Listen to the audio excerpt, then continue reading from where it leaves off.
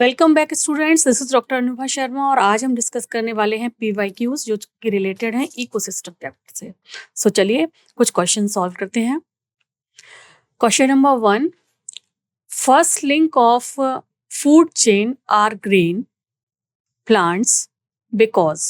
Food chain का जो first link है वो ग्रीन प्लांट्स होते हैं, क्यों? 4 चॉइस दी हुई हैं। Only these can prepare food, yes, ये तो फूड प्रिपेयर करते हैं, वही फूड खा के फिर हर्बीवोर्स उन पर डिपेंडेंट रहेंगे। देन हर्बीवोर्स को primary carnivore and then secondary carnivore इस तरीके से खाता है। तो फर्स्ट स्टेटमेंट तो बिल्कुल ठीक है। अगले स्टेटमेंट क्या दिए हुए हैं? They remain stationary at one place, they can make use of all the things, they give oxygen to the atmosphere. बाकी तीनों जो पॉइंट हैं वो फूड चेन्स को आगे बढ़ाने के लिए रिस्पॉन्सिबल नहीं है, ठीक है, वो और चीजों के लिए हैं, लेकिन क्योंकि वो खाना बना पाते हैं और उस खाने को फिर प्राइमरी जो कंज्यूमर है यानी कि हर्बीवोर वो खा पाएगा, है ना, इसलिए वो फर्स्ट लिंक कहलाते हैं। वो स्टेशनरी रहते हैं एक प्लेस से, इससे कोई मतलब नहीं है, स्टेशनरी रहें, लेकिन अगर वो प्रोड्यूसर नहीं है तो उनको हर्बीवोर उनको कंज्यूम ही नहीं कर पाएंगे, है ना। और वो और भी चीजें बना पा रहे हैं अदर देन फूड, उसका भी कंज्यूमर से कोई लेना देना नहीं है, या वो ऑक्सीजन रिलीज कर पा रहे हैं उसका भी कोई लेना देना नहीं है। तो यहाँ पर जो चॉइस आएगी that is choice number 1, they only can prepare food, that's why they known as first link of the food chain. ठीक है, चलिए मूव करते हैं नेक्स्ट क्वेश्चन पर। नेक्स्ट क्वेश्चन नंबर 2 बोल रहा है net primary productivity can be defined as. तो ये नेट प्राइमरी प्रोडक्टिविटी को डिफाइन करने के लिए बताया जा रहा है। 4 चॉइस दी हुई हैं। Rate of production of organic matter by consumer, consumer तो प्रोड्यूस करेगा ही नहीं, कंज्यूमर तो कंज्यूम करेगा, है ना। Rate of production of organic matter by consumer, तो ये तो नेट प्राइमरी प्रोडक्टिविटी की डेफिनेशन नहीं होगी। अगला है rate of fermentation of new organic matter by consumer, तो ये भी रेट ऑफ, ये कंज्यूमर के थर्ड लेवल के कंज्यूमर के लिए बात कर रहे हैं, लेकिन ये भी प्रोड्यूसर की बात नहीं कर रहे हैं, कंज्यूमर की बात कर रहे हैं। तो नेट प्राइमरी प्रोडक्टिविटी यहां से भी उसकी डेफिनेशन निकल के नहीं आ रही है। थर्ड है rate of utilization of biomass by decomposers, तो ये भी प्राइमरी प्रोडक्टिविटी की डेफिनेशन नहीं है, ये भी डिकम्पोजर की बात हो रही है। अगला है the biomass available for consumption by heterotrophs, yes we can say like this कि वो बायोमास जो डिफरेंट काइंड ऑफ हेट्रोट्रॉफ्स को कंज्यूम करने के लिए अवेलेबल होगा उसको हम नेट प्राइमरी प्रोडक्टिविटी कह सकते हैं। और ऑब्वियसली ये बता रहा है कि ये जो प्राइमरी बायोमास है वो कौन प्रोड्यूस करेगा, वो प्रोड्यूसर करेगा, है ना। So biomass available for consumer consumption for the consumption by heterotrophs, this one is the correct answer. इस तरीके से we can define net primary productivity. तो फोर्थ जो चॉइस है वो हमारा यहाँ पर आंसर बनेगा। ओके, चलिए मूव करेंगे अब हम नेक्स्ट क्वेश्चन की तरफ, जो कि है क्वेश्चन नंबर 3। यहाँ पर मैचिंग दी हुई है लिस्ट 1 एंड लिस्ट 2 में। There are certain kind of consumers like primary consumer, tertiary consumer, producer, secondary consumer, and list 2 में दिए हुए हैं डिफरेंट टाइप ऑफ लेवल की कौन किसे कंज्यूम करेगा। तो हमें पता है जो प्रोड्यूसर है वो है प्लांट्स, तो यहाँ पर सी के साथ में 4 लिख सकती हूँ, बिल्कुल लिख सकती हूँ। अब प्राइमरी कंज्यूमर कौन होंगे? हर्बीवोर होंगे, ऑब्वियसली जो प्लांट्स को खाएंगे, तो मैं ए के साथ सेकंड लिख सकती हूँ, बिल्कुल करेक्ट है, सेकंड लिख सकते हैं हम। ठीक है, सेकेंडरी कंज्यूमर कौन होंगे? वो जो कि हर्बीवोर्स को खाएंगे, तो we can write down over here 3 means carnivore. And tertiary consumer कौन होगा? जो प्राइमरी कंज्यूमर प्राइमरी कार्निवोर को खाएगा, राइट, तो हम उसको टॉप कार्निवोर भी कह सकते हैं। तो यहाँ पर आ जाएगा चॉइस नंबर 1, है ना। तो अब हम देख लेते हैं 2 1 4 3 आ रहा है चॉइस नंबर 2 में, तो 2 1 4 3 यानी कि चॉइस नंबर 2 हमारा करेक्ट आंसर बनेगा। ठीक है, क्लियर हो गया चॉइस क्वेश्चन नंबर 3। चलिए मूव करेंगे नेक्स्ट क्वेश्चन की तरफ, that is question number 4। Which of the following statement are correct with respect to ecological pyramids? Which of the following statement are correct with respect to ecological pyramids? ठीक है, A choice दिया हुआ है the base of each pyramid represent the producer और the first trophic level while the apex represent tertiary और top level consumer. ये sentence अपने आप में बिल्कुल ठीक है। जब कोई पिरामिड बनता है, इकोलॉजिकल पिरामिड, तो जो प्रोड्यूसर होते हैं वो बेस पर आते हैं, है ना। ये जो इस तरीके का हम पिरामिड बनाते हैं इकोसिस्टम में, आपको याद होगा, तो जो प्रोड्यूसर आते हैं वो सबसे ज्यादा अमाउंट में होते हैं। इट में बी ग्रास और इट में बी सम काइंड ऑफ पेड़ भी हो सकते हैं, हर्ब्स भी हो सकते हैं। उसको कंज्यूम करने वाले हर्बीवोर उससे कम होते हैं, देन उनको करने वाले जो प्राइमरी कार्निवोर उससे कम होते हैं, और टॉप कार्निवोर तो एक या दो ही होता है। तो यही यहाँ लिखा हुआ है कि ये जो बेस है, ये क्या है, ये है बेस। तो यहाँ पर लिखा हुआ है the base of each pyramid represent the producer, और the first trophic level, while the apex represent top level of consumer और tertiary level of consumer। बिल्कुल अपने आप में स्टेटमेंट करेक्ट है ये वाला। चलिए, बी स्टेटमेंट है कि pyramid of energy is always upright. Yes, pyramid of energy हमेशा अपराइट होता है, और वो ऊपर की तरफ कितना परसेंट भेजता है, अपने का 10% भेज रहा होता है ना। इसलिए ये हमेशा 10% होता है, सॉरी अपराइट होता है। तो ये जो स्टेटमेंट है वो भी अपने आप में करेक्ट है। सी स्टेटमेंट में दिया हुआ है a given species can occupy only one trophic level in the same ecosystem at the same time. No no no, ये करेक्ट नहीं है। क्यों नहीं है करेक्ट? क्योंकि फॉर एग्जाम्पल अगर हम बर्ड्स की बात करें, अगर वो बर्ड सीड खा रही है तो वो प्राइमरी कंज्यूमर हो गई, लेकिन अगर वो इंसेक्ट खा रही है तो वो सेकेंडरी कंज्यूमर हो गई, है ना। तो इसलिए ये जरूरी नहीं है। या बेयर की बात करें, बेयर अगर बेरीज खा रहा है तो वो प्राइमरी कंज्यूमर हो गया, वो डायरेक्ट प्रोड्यूसर की चीज खा रहा है, फ्रूट्स खा रहा है, और अगर उसके बाद वो अगर किसी चूहे वूहे को खा लेता है, या है ना, तो वो फिर सेकेंडरी लेवल पर चला जाएगा। इसलिए ऐसा कहना बिल्कुल सही नहीं होगा कि एक स्पीशीज एक टाइम पर एक ही ट्रॉफिक लेवल पर रहेगी। ये सेंटेंस अपने आप में गलत है, ठीक है। डी है the pyramid of number in tree ecosystem is upright. ये स्टेटमेंट भी गलत है, क्योंकि ट्री, आपको पता है ट्री इकोसिस्टम का हमने बात की थी। ट्री इकोसिस्टम में लाइक ट्री जो है एक होता है, यहां पर एक ट्री है, ठीक है, लेकिन इसके ऊपर रहने वाले जो बर्ड्स हैं वो तो कई सारे हैं ना, तो ये अपराइट कैसे हो जाएगा? ये तो इन्वर्टेड होता है ना। एक्सेप्शन है, ये तो इन्वर्टेड होता है। तो pyramid of number in tree, क्योंकि ट्री के ऊपर रहने वाले बहुत सारे पंछी हो सकते हैं, बहुत सारे तरीके की बर्ड्स हो सकती हैं, उनका नंबर तो ज्यादा होगा, ट्री एक ही ट्री पर रहता है।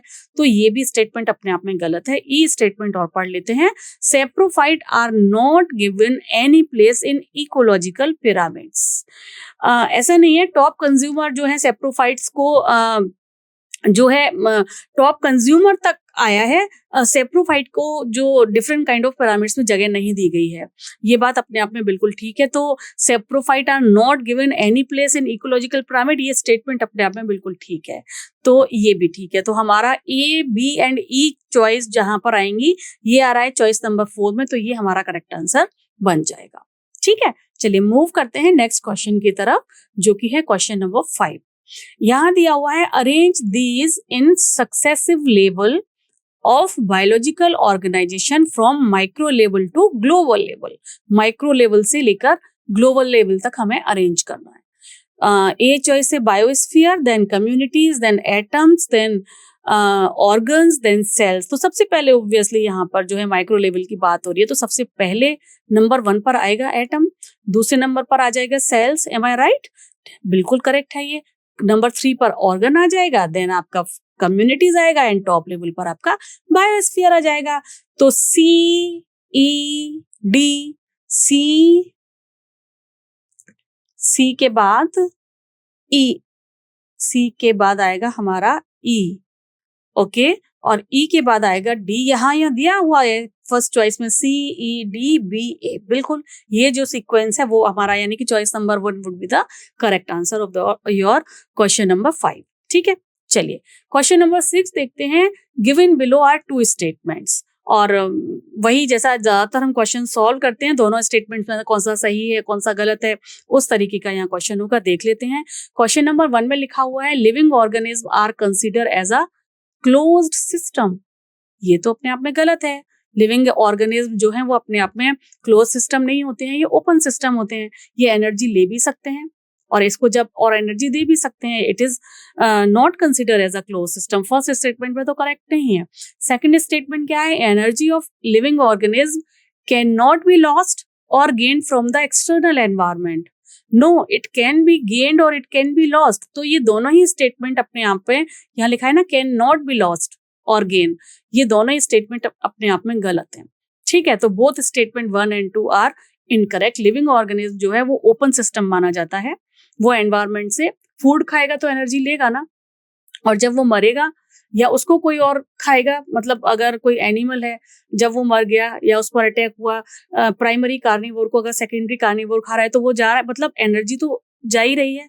तो वो जो है क्लोज सिस्टम नहीं है, ओपन सिस्टम है. तो मेरे हिसाब से जो यहाँ पर आंसर आएगा that is choice number 2. Both statement 1 and statement 2 are incorrect. ठीक है, चलिए मूव करेंगे क्वेश्चन नंबर 7 पर. दैट इज इकोलॉजिकल सक्सेशन क्या होता है, यहाँ पर ये पूछा गया है. ओके, ए में लिखा है hydrarch succession progress from mesic to hydric condition. No, कोई भी सक्सेशन हो, ये हमने डिस्कस किया था ना कि चाहे वो जीरो फाइट वाला हो, जीरो फिटिक कंडीशन वाला हो, या फिर एक्सट्रीम वाटर वाला हो, मीन हाइड्राट हो, दोनों ही कंडीशन किस तरफ जाती हैं, मॉडरेट की तरफ जाती हैं. तो ये मेसिक टू हाइड्रिक कंडीशन में नहीं जाएगी, हाइड्रिक टू मेसिक कंडीशन में आएगी. फर्स्ट स्टेटमेंट गलत होता है. Second, during succession there is a change in species diversity. Yes, change होता है. A decrease in the number of species and decrease in total mass. No no no no, ये भी यहाँ पर गलत है. नंबर डिक्रीज नहीं होता है स्पीशीज का, बढ़ता है. अगर पॉन्ड जो है जंगल में फाइनली कन्वर्ट होगी धीरे धीरे धीरे धीरे धीरे, तो वहां पर वेरिएशन, बायोडाइवर्सिटी भी बढ़ेगी, टोटल बायोमास भी बढ़ेगा और नंबर ऑफ स्पीशीज भी बढ़ेंगी, है ना.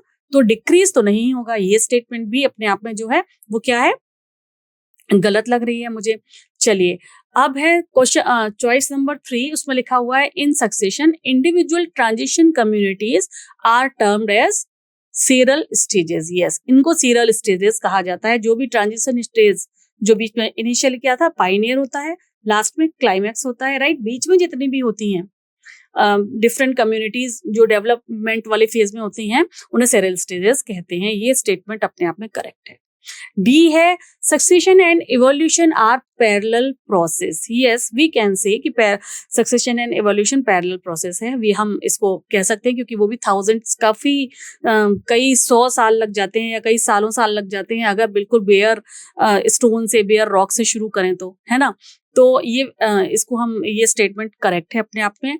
ये स्टेटमेंट है in primary succession on rocks की बात आ गई यहाँ पर, यानी जीरो फाइटिक कंडीशंस की बात आ रही है. The serial stage next to lichen is generally bryophytes. Yes, ये बिल्कुल ठीक है. प्राइमरी तो जो होता है पाइनियर तो लाइकेन ही होता है, लेकिन नेक्स्ट टू पूछा है तो लाइकेन के बाद मोसेस ही आते हैं, ब्रायोफाइट्स ही होता है. ये स्टेटमेंट भी अपने आप में बिल्कुल करेक्ट है. तो यानी कि सी, डी एंड ई जहां पर है, यानी कि चॉइस नंबर 3 में है, वो करेक्ट स्टेटमेंट है.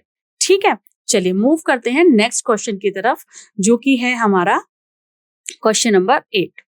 Given below are 2 statement, one is labelled as assertion and other one as a reason. Assertion यहाँ पर दिया हुआ है primary succession is a slow process. Yes, it is a slow process. ये अपने आप में करेक्ट स्टेटमेंट है. Reason to establish a biotic community fertile soil must be formed. Yes, ये भी अपने आप में बिल्कुल करेक्ट स्टेटमेंट है, क्योंकि प्राइमरी सक्सेशन स्लो होता है, कई 100 साल लग जाते हैं, जैसा मैंने अभी आपको बताया, कई 1000 साल लग जाते हैं तब तक, जब तक कि वो जो रॉक है वो एक फर्टाइल सॉइल में कन्वर्ट ना हो जाए. जब फर्टाइल होगी तभी वहां पर पेड़ पौधे उगेंगे, वहां डिफरेंट काइंड के एरोबिक माइक्रोब्स आएंगे और उस तरीके के फिर एनिमल्स आएंगे, है ना. तो यहाँ पर आएगा both A and R true and R is the correct. Yes, इसका फर्स्ट आ जाएगा, R is the correct explanation of A. चलिए मूव करें नेक्स्ट क्वेश्चन पर. Question number 9. The amount of nutrients such as carbon, nitrogen, potassium and calcium present in a soil at a given time is referred to as. At a given time जो environment में present रहते हैं ये सारे के सारे elements या nutrient, उनको क्या कहा जाता है, मैंने पढ़ाते वक्त भी बताया था आपको, उनको स्टैंडिंग स्टेट कहा जाता है. ठीक है, स्टैंडिंग स्टेट कहा जाता है. बाकी चॉइसेस को देखने की जरूरत भी नहीं है, वो ह्यूमरस, डिट्रीटस, ये सब नहीं है इसका आंसर. ठीक है, चलिए मूव करेंगे क्वेश्चन नंबर 10 की तरफ.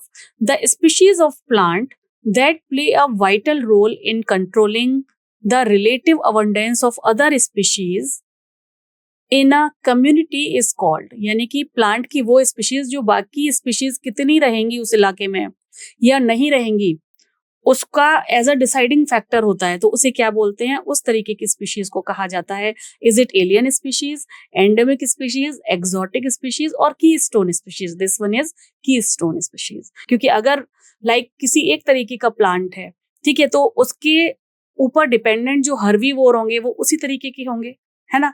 अगर प्लांट का टाइप जो है सॉफ्ट लीफ वाला नहीं हुआ, तो यानी कि वो सॉफ्ट लीफ खाने वाले जो हर्बीवोर है वो मान लिया बबूल आ गया उसकी जगह पर, तो कांटे तो बबूल उस पर तो नहीं खाएगा ना, तो वो जो हर्बीवोर होंगे वो अपनी जगह शिफ्ट करेंगे, उस जगह जाएंगे जहां उन्हें सॉफ्ट लीफ मिले, ठीक है।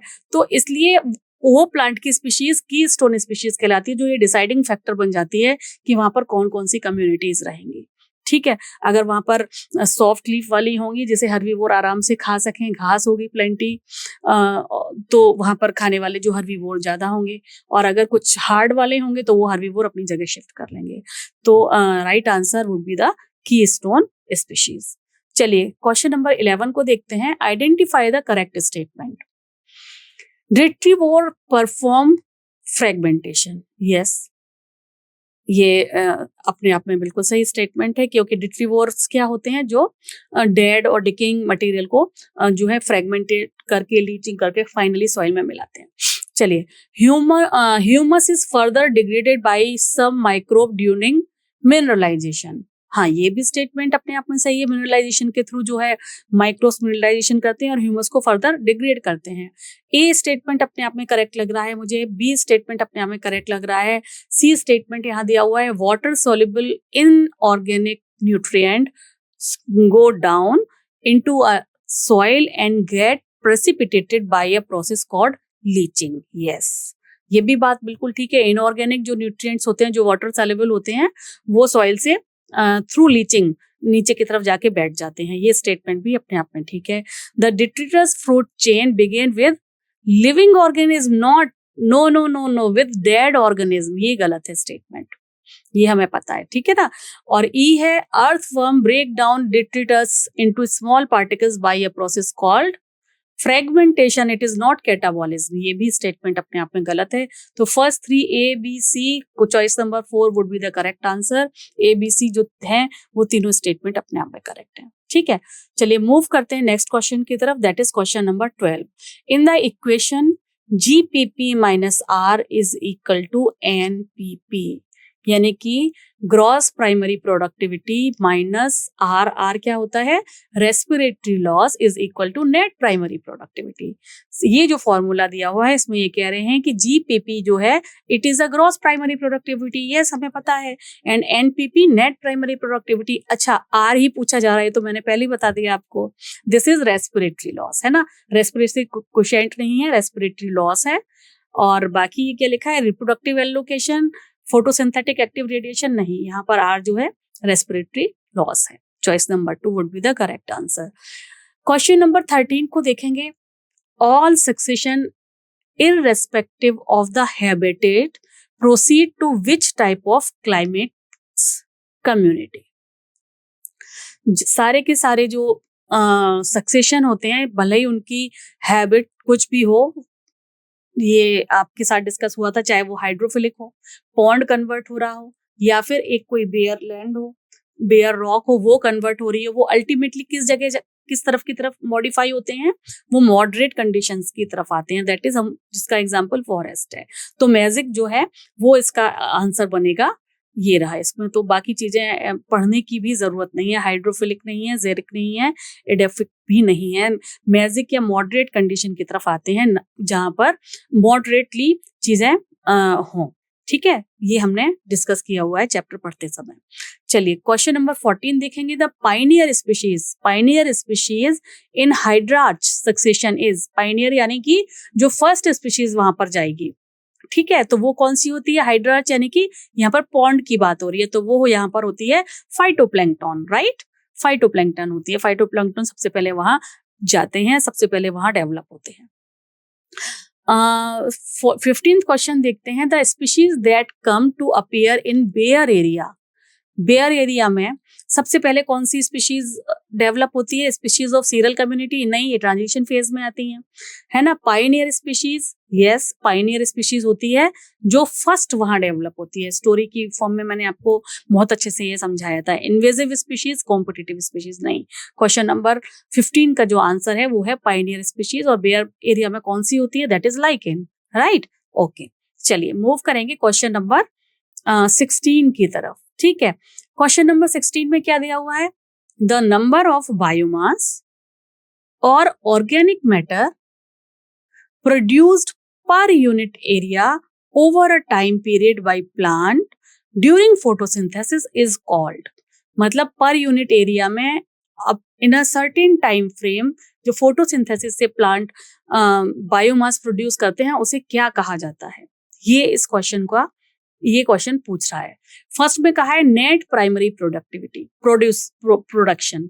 तो नेट प्राइमरी प्रोडक्शन तो जब हम रेस्पिरेटरी लॉस को माइनस कर देंगे वो होगा, ठीक है। सेकेंडरी प्रोडक्शन ये नहीं होता है। प्राइमरी प्रोडक्शन यस, क्योंकि इसमें ये नहीं कहा गया है कि रेस्पिरेशन हुआ है। Gross primary productivity, gross primary production yes, तो यहाँ जो आंसर आएगा वो आएगा gross primary production, the amount of biomass और organic matter produced per unit area over a time period by plants during photosynthesis. यानी कि यहाँ पर किसी चीज को माइनस नहीं किया गया है, टोटल प्रोडक्शन की बात हुई है, तो यहाँ पर होगा ग्रॉस प्राइमरी प्रोडक्शन। ठीक है, ये हमारा आंसर आएगा। क्वेश्चन नंबर 17 की बात करेंगे। Given below are two statement. First statement पे दिया हुआ है decomposition is a process in which the detritus is degraded into simpler substance by microbes. Yes, जो डेड और डिकी मटेरियल होता है वो डिग्रेड किया जाता है into simple substance by microbes, उसी को डिकम्पोजिशन कहा जाता है। ये स्टेटमेंट अपने आप में करेक्ट है। सेकंड स्टेटमेंट क्या है? Decomposition is faster if the detritus is rich in lignin and kinin. नहीं, अगर लिग्निन और काइनिन प्रेजेंट है डेड और डिकिंग मटेरियल में तो डिकम्पोजिशन स्लो हो जाता है। ठीक है, तो ये स्टेटमेंट अपने आप में गलत है।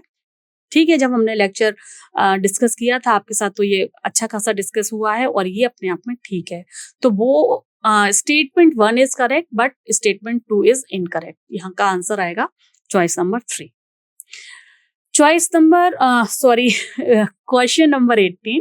Which one of the following will accelerate phosphorus cycle? Phosphorus आपको पता है जो है phosphorus जो है वो क्या करेगी? सॉइल में ही मूव करती है। ठीक है, तो यहाँ पर चॉइसेस दी हुई हैं। Burning of fossil fuel, volcanic activity, weathering of rocks and rainfall and storm. Rainfall and storm तो होगा ही नहीं। फॉस्फोरस कहाँ से आएगा? वेदरिंग ऑफ रॉक्स से आएगा। ठीक है, यहाँ पर choice number 3 would be the correct answer. Next question है question number 19। Detritivores break down of detritus in small particle, this process is called. जब जो है डिकम्पोजर्स होते हैं जो डेड एंड डिकेइंग पार्टिकल्स को खाते हैं, ब्रेक डाउन करते हैं इनटू स्मॉल पार्टिकल्स, उसे क्या कहा जाता है? उसको फ्रेगमेंटेशन कहा जाता है। ठीक है, उसको बड़े पार्टिकल्स को छोटे पार्टिकल्स में तोड़ने को क्या कहा जाता है? फ्रेगमेंटेशन कहा जाता है। तो फ्रेगमेंटेशन यानी कि choice number 2 would be the correct answer. Question number 20। Which of the following statement is correct? Pyramid of biomass in sea is generally inverted. Is generally inverted, yes, ये करेक्ट है। Pyramid of biomass, अच्छा not correct पूछा है, ये correct है अपने आप में। Pyramid of biomass in sea is generally upright. Upright नहीं होता है। ये जो पिरामिड ऑफ बायोमास सी का है, यहाँ पर कितनी भी स्मॉल, यहाँ पर हो गए जू प्लैंकटन एंड ऑल, यहाँ पर हो गई स्मॉल फिशेज, राइट। मेरी फिशेस थोड़ी सी अजीब अजीब बन रही हैं, पर ये जो बड़ी सी एक फिश बनेगी उसका बायोमास कितनी भी इकट्ठी हो जाए, इसका बायोमास हमेशा ही ज्यादा रहने वाला है। एम आई राइट? तो ये इन्वर्टेड होता है बायोमास जो सी का होता है, इट इज नॉट अपराइटेड। जो एक जो बड़ी फिश है, वेल फिश है या शार्क है, उसका बायोमास बाकी कितनी भी इकट्ठी हो जाए छोटी फिशेस और जू प्लैंकटन, उनसे ज्यादा ही उन्हें वाला होता है, तो ये अपने आप में करेक्ट है। सेकंड स्टेटमेंट अपने आप में करेक्ट नहीं है। Pyramid of energy is always upright, yes, pyramid of energy हमेशा अपराइट होती है, अपने नेक्स्ट लेवल पर वो 10% ट्रांसफर करती है। पिरामिड ऑफ नंबर और in a grassland ecosystem is upright, this one is also correct. तो जो नॉट करेक्ट है वो है चॉइस नंबर 2। ठीक है, क्वेश्चन नंबर 21 देखेंगे।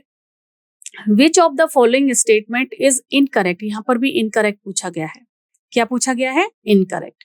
विच of the following statement is incorrect regarding the phosphorus cycle? Phosphorus are the major form of phosphorus. Phosphates are the major form of phosphorus reservoir. Yes, correct है, phosphate की form में ही रहता है। Phosphorus solubilizing bacteria facilitate the release of phosphorus from organic remains. Yes, जो phosphorus solubilizing bacteria है वो उससे बिल्कुल फैसिलिटेट करते हैं रिलीज करने के लिए। ये भी स्टेटमेंट अपने आप में करेक्ट है, ये दोनों करेक्ट हैं। There is appreciable respiratory release of phosphorus into the atmosphere. ये आपको ध्यान रखना है कि ये बात हमने पढ़ाई थी कि फॉस्फोरस का कोई भी रेस्पिरेटरी रिलीज होता ही नहीं है ना।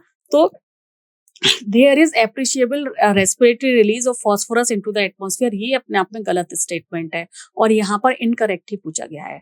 It is a sedimentary cycle, ये सेडिमेंट्री साइकिल है। गैसियस साइकिल में तो कौन से आते हैं? जो गैस जो ज्यादातर एटमॉस्फेयर में रहते हैं, जैसे कि हाइड्रोजन, नाइट्रोजन, ऑक्सीजन एटसेट्रा। ठीक है, तो यहाँ पर जो हमारा करेक्ट आंसर है वो है चॉइस नंबर 3। ठीक है, चलिए मूव करेंगे 22 क्वेश्चन पर। The rate of decomposition is faster in the ecosystem due to the following factor except कहा है यहाँ पर। Detritus rich in sugar, yes that is rich in sugar, इसीलिए उसका फास्ट होता है। Warm and moist environment, yes क्योंकि वो सबसे ज्यादा जो डिकम्पोजर्स होते हैं वो वार्म एंड मॉइस्ट एनवायरमेंट में सबसे ज्यादा क्या होते हैं? एक्टिव होते हैं। ये भी अपने आप में करेक्ट स्टेटमेंट है। Presence of aerobic soil microbes, yes वो भी पार्टिसिपेट करते हैं डिकम्पोजिशन में। Detritus richer in lignin and chitin, नहीं लिग्निन और काइटिन अगर ज्यादा होगा तो वो फास्टर नहीं होगा, क्या होगा? स्लो होगा। तो जो एक्सेप्ट यहाँ पूछा है तो जो चॉइस नंबर 4 है ये ही जो है कंडीशन नहीं है, बाकी तीनों कंडीशन करेक्ट है। नेक्स्ट क्वेश्चन की तरफ देखेंगे, question number 23। In relation to gross primary productivity and net primary productivity of an ecosystem which one of the following statement is correct? यहाँ पर एनपीपी और जीपीपी के बारे में बात की गई है कि इन दोनों चीजों को अगर यहाँ पर हम ध्यान रखें तो कौन सा स्टेटमेंट करेक्ट है? Gross primary productivity is always more than net primary productivity, yes क्योंकि नेट प्राइमरी प्रोडक्टिविटी कब आती है? जब हम जीपीपी में से रेस्पिरेटरी लॉस को निकाल देते हैं, तो ये हमेशा करेक्ट होता है, मतलब ज्यादा होगा ग्रॉस वाला नेट से। Gross primary productivity and net primary productivity is are one and the same, नहीं, ये स्टेटमेंट अपने आप में गलत है। There is no relationship between gross primary productivity and net primary productivity, ये भी स्टेटमेंट अपने आप में गलत है क्योंकि GPP minus R is equal to NPP होता है। ये फॉर्मूला हमने चैप्टर के टाइम पर पढ़ा हुआ है, राइट। फोर्थ है gross primary productivity is always less than NPP, ये भी अपने आप में गलत है। Choice number 1 would be the क्या है? करेक्ट आंसर है।